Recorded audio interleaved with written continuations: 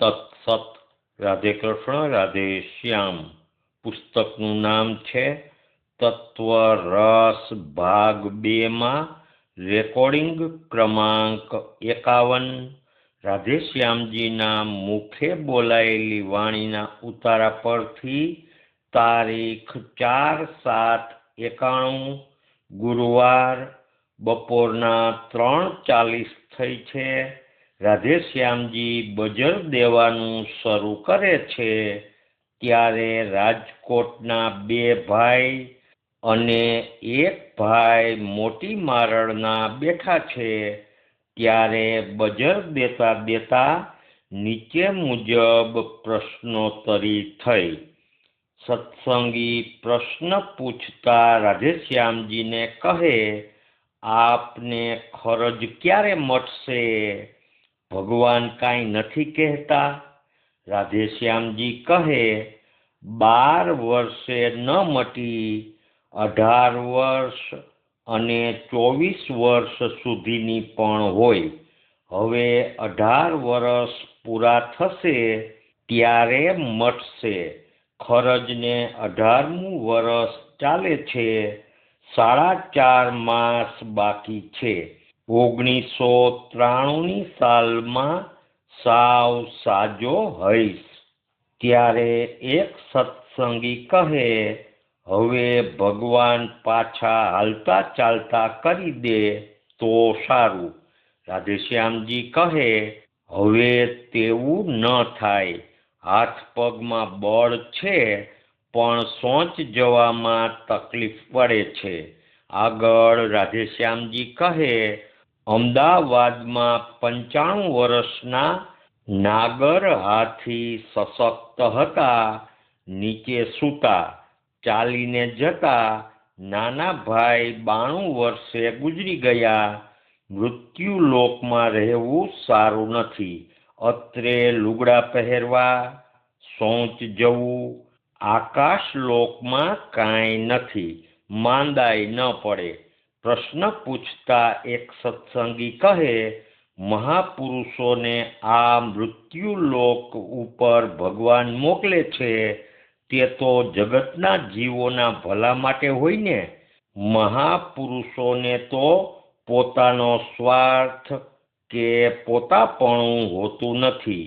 આ સાંભળી રાધેશ્યામજી મૌન રહ્યા, કાંઈ બોલ્યા નહીં.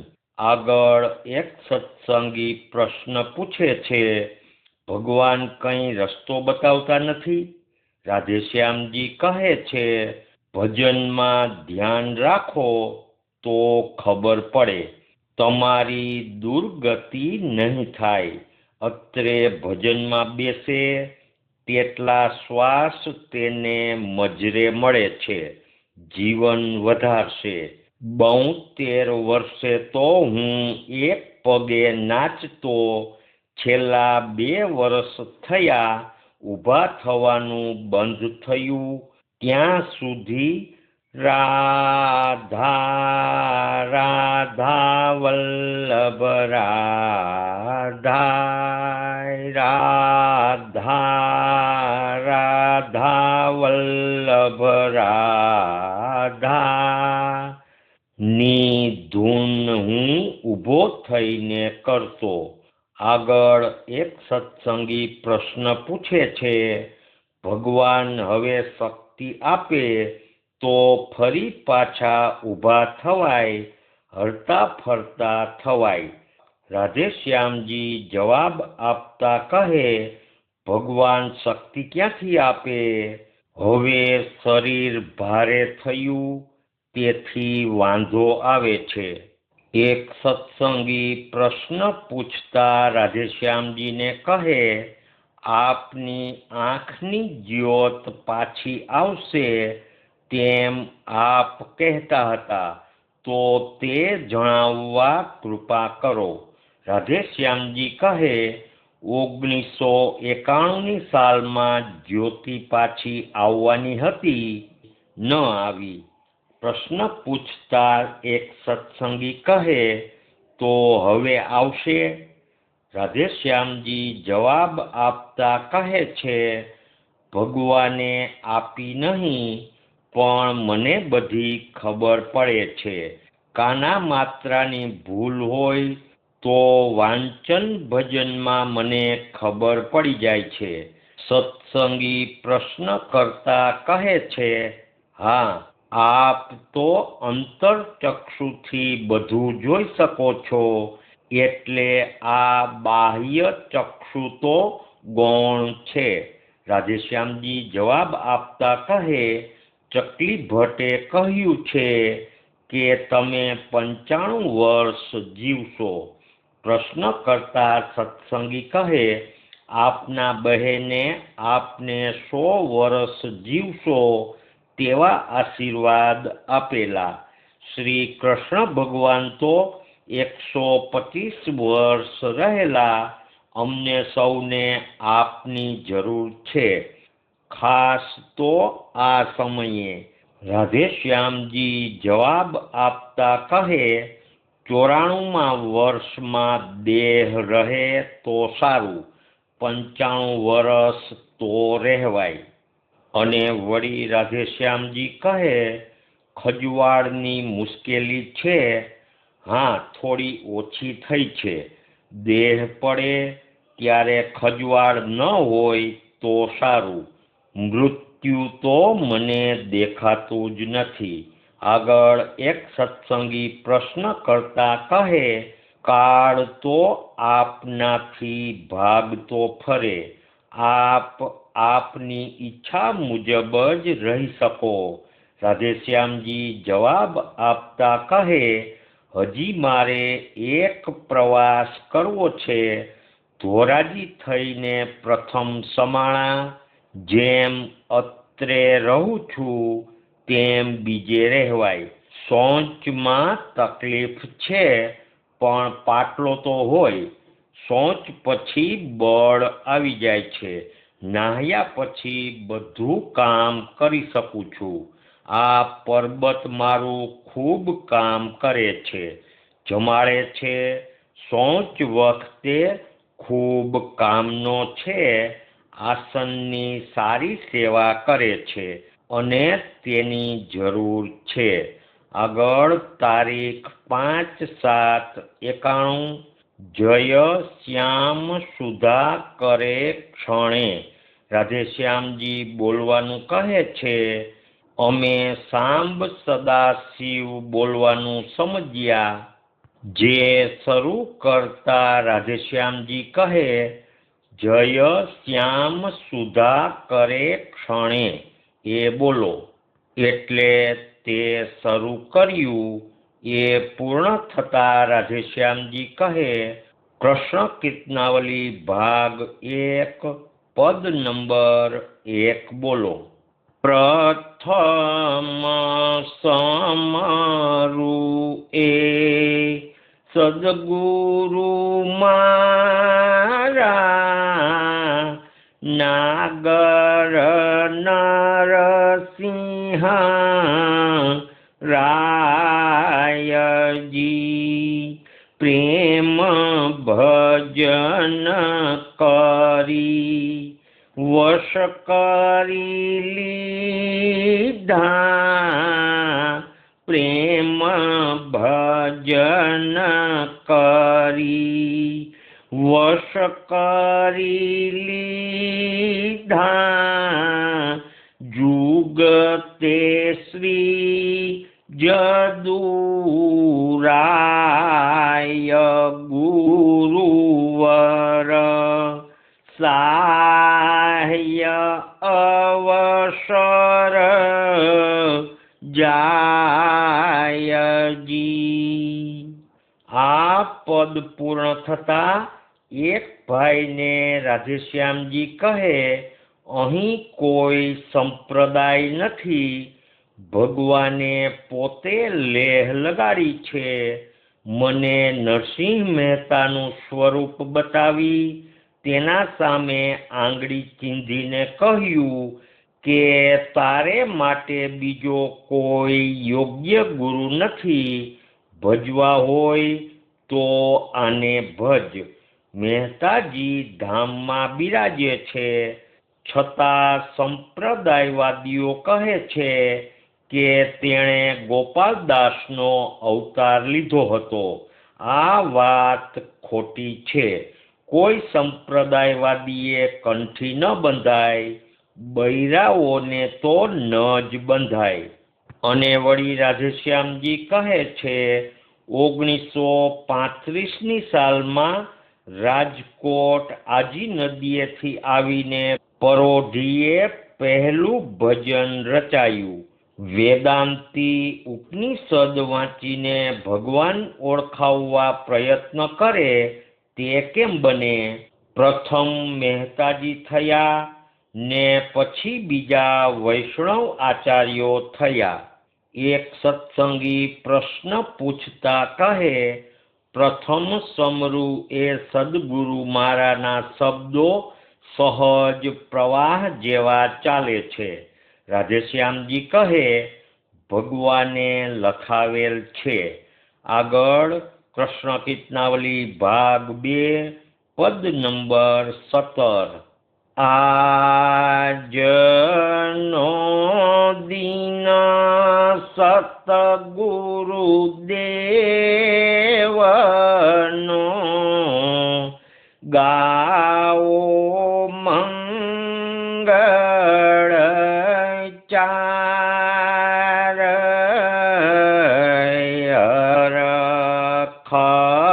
હૈયાનો આજે ઉલટે આનંદ ઓઘ અપાર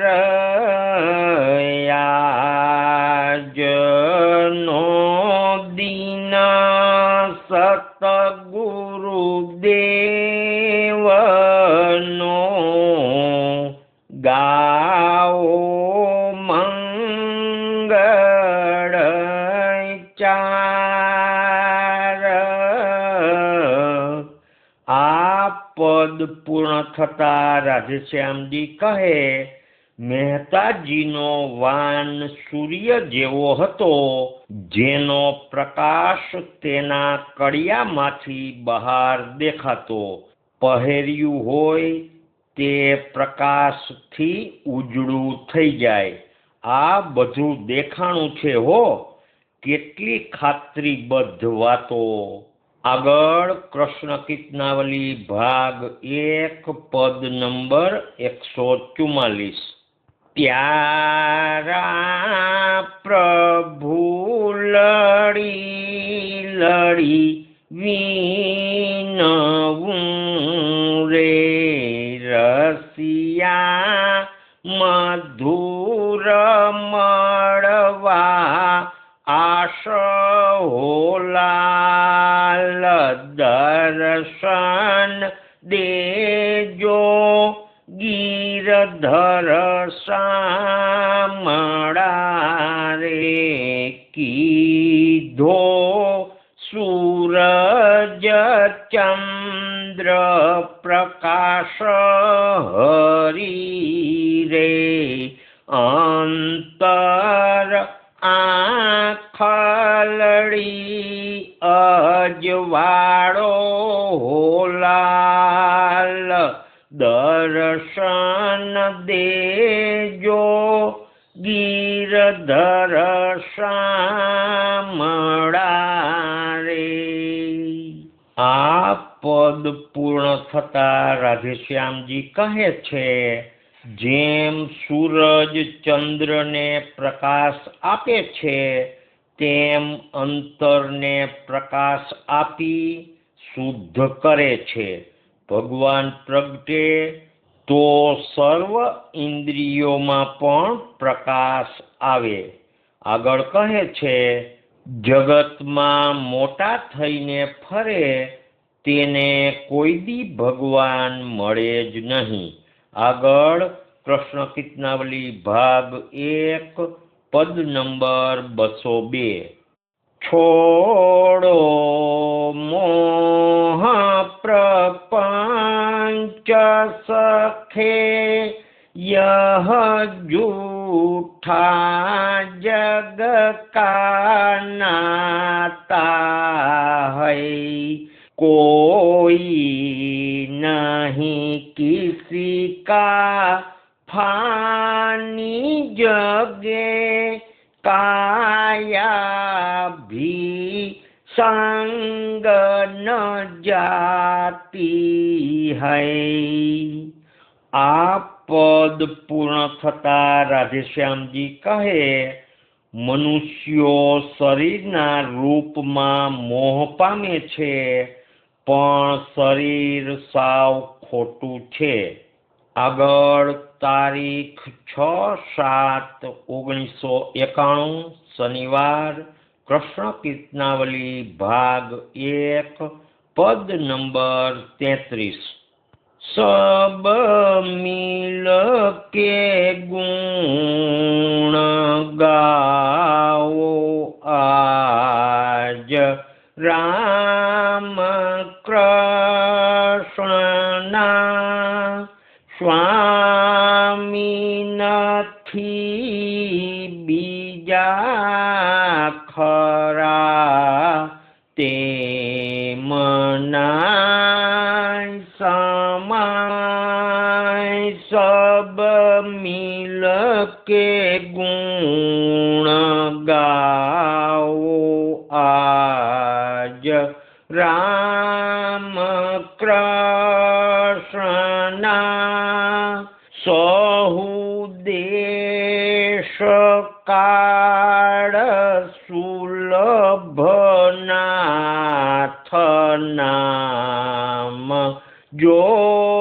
સ્મરે આકાશ પવન પાણી અગન થલ में ईश है, थालू न कोई ठाम हरी, विठला विना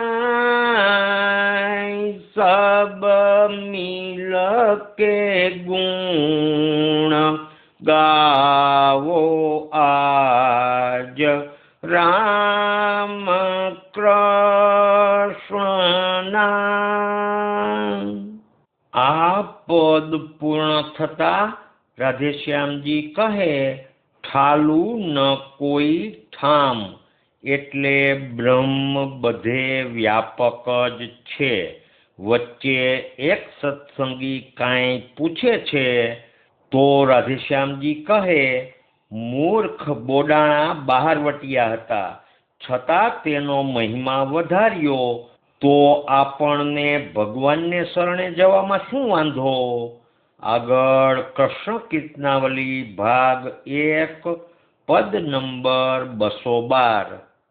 કોઈ વેદના ભેદ બતાવે રે, કોઈ માયલો મરમ સમજાવે રે, કોઈ એસાનું રીજન આવે રે।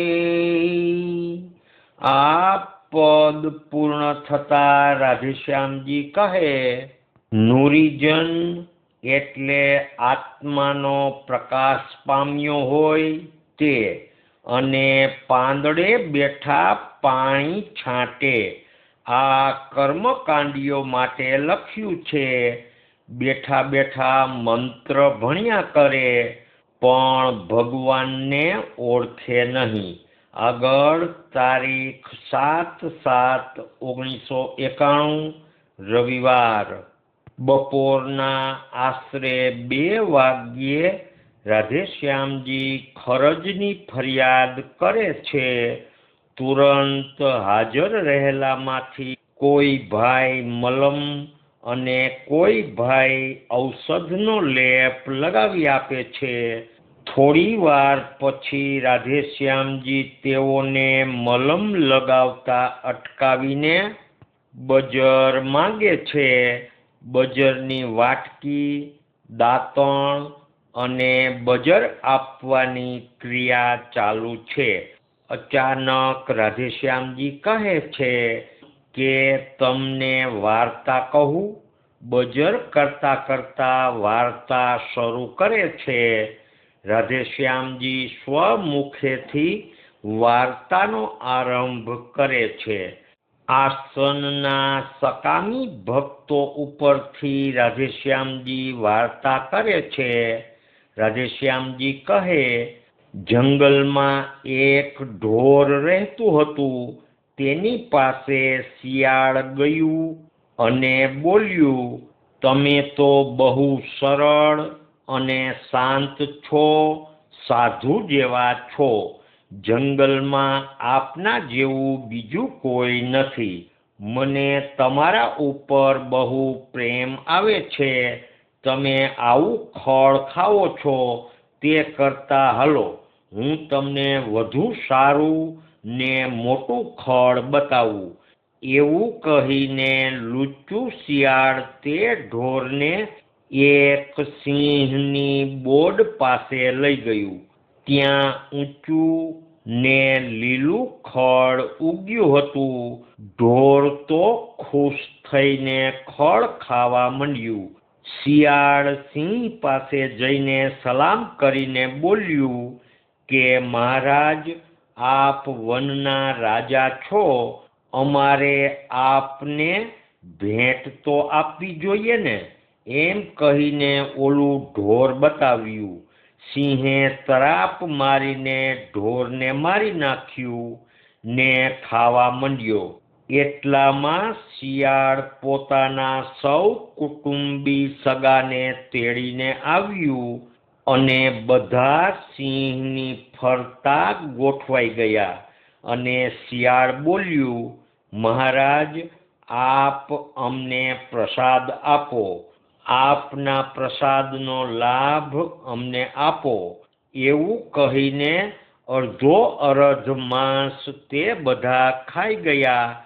અને પેલા ઢોર ઉપર જ્યારે સિંહે તરાપ લગાવી ત્યારે શિયાળ લુચ્ચાઈથી ઢોરને કહેવા લાગ્યું કે તમારી મુક્તિ થઈ ગઈ લ્યો. આ આપણો જ દાખલો છે લ્યો ને. ઘણા ખોટા માણસો અહીં આવીને પ્રસાદ લઈ જાય છે. પોતે હોય ખોટા, પાછું એવું કહે કે મહારાજ આપકા પ્રસાદ બહુત અચ્છા હૈ ને એવું બધું કહે. આ હતી આસનના સકામી ભક્તોની વાર્તા. આગળ રાધેશ્યામજી સ્વમુખે બીજી વાર્તા કહે છે. આસને આવતા ગામડિયા ભક્તો પરથી વાર્તા. એક રાજા શિકારની શોધમાં દૂર દૂર નીકળી ગયો. તેને તરસ લાગી. ત્યાં પાસેના ખેતરમાં એક ખેડૂતને જોતા તેની પાસે પાણી માંગ્યું. ખેડૂતે પોતાની માટલીમાંથી રાજાને ઠંડુ પાણી પીવા આપ્યું.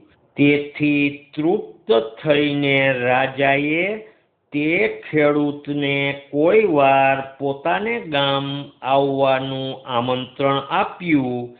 ખેડૂત કાંઈ રાજાને ઓળખતો નહોતો. એટલે રાજાને પોતાનું નામ ને ગામ પૂછ્યા. રાજાએ પોતાનું નામ બાદશાહ કહ્યું અને ગામ દિલ્હી કહ્યું. કેટલાક સમય પછી ખેડૂત બીજા ગામડિયાઓને સાથે લઈને બાદશાહને મળવા જવા નીકળ્યા. આ 12 ખેડૂત અને બધા અભણ હતા. એટલે રસ્તામાં સૌને પૂછતા કે પાદખા બાબાને મળવા જવું છે ને બિલ્લી ગામે રહે છે. એમ કરતા કરતા 12 ગામડિયા રાજાના મહેલ પાસે પહોંચ્યા. મોટો કિલ્લો જોઈને તે સૌને ડર લાગ્યો કે આ કિલ્લો આપણી ઉપર પડશે તો.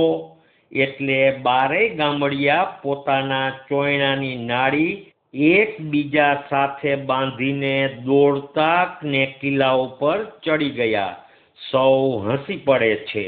પછી રાજાને દૂરથી જોઈને પેલો ખેડૂત બીજાને કહેવા લાગ્યો કે જો રહ્યો ઓલો પાદખો ભાભો.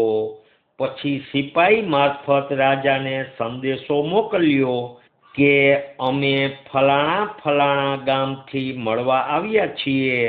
આ સંદેશો સાંભળી રાજા ખુશ થયા ને તે ગામડિયાને ઉતારા માટે મેળી ઉપર મોટા ખંડમાં ઉતારો આપ્યો.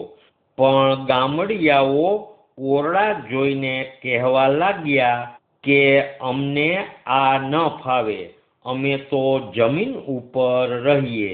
એટલે તેમને માટે ઘોડાહર ખાલી કરી આપી, એટલે અશ્વશાળા ખાલી કરી આપી. તે જોઈને બધા ખુશ થઈને કહેવા લાગ્યા કે વાહ, કેવી અસલ બંધ જગ્યા છે, વાહ વાહ. પછી રાજાએ તેમને ખાવા માટે સૂતરફેણી, જલેબી વગેરે મીઠાઈ મોકલાવી. આ બારેય જણા કહે કે આવું અમને ન ભાવે, આ શું છે? અમને તો ખજૂર અને ટોપરું ભાવે. એટલે રાજાએ 12 ગુણી ખજૂર ને ટોપરું મોકલ્યું. ગામડિયાઓ બહુ રાજી થઈને ખાવા માંડ્યા. પછી રાજાએ બધાના મનોરંજન માટે વારાંગનાને મોકલી, એટલે નાચનારીને મોકલી. તે આમ તેમ મોઢું ને શરીર હલાવીને ગાતી હતી ને નાચતી હતી ને સાથે સારંગી ને તબલા વગાડનારા હાથ હલાવી વગાડતા હતા. તે જોઈને ગામડિયા કહે આને ખરજવા થયો લાગે છે, લાવો મટાડી દઈએ. એવું કહીને ડામ દેવા માટે કોઈ તપાવવા બેઠા. સિપાહીએ પૂછ્યું આ શું કરો છો? તો ગામડિયા કહે આ બધાને ખરજવા થયો છે, તેનો ઉપાય અમે કરીએ છીએ. એટલે સિપાઈ બધાને રાજા પાસે લઈ ગયો. રાજાએ બધી વાત સાંભળી, પણ ગામડિયાને કંઈ ઠપકો આપ્યો નહીં. ઉલટાનું કીધું કે તમે સાચા છો. પછી 12 ગુણી ખજૂર ને 12 ગુણી ટોપરું આપી તે બધાયને તેમના ગામડે પહોંચાડવાનો બંદોબસ્ત કર્યો. ગામડિયાઓએ પોતાના ગામ આવીને ગામમાં બધાયને ટોપરું ને ખજૂર વહેંચી, પોતે પણ ખાધું અને રાજાના વખાણ કર્યા કે પાદખો ભાભો તો બહુ જ ઉદાર અને ભલો. શ્રી નારાયણ ભગવાન કી જય. શ્રી કૃષ્ણચંદ્ર દેવ કી જય. દ્વારિકાધીશ કી જય. રણછોડરાય કી જય. નરસિંહરામ મહારાજ કી જય. સદગુરુદેવ કી જય. રાધે શ્યામ, રાધે શ્યામ.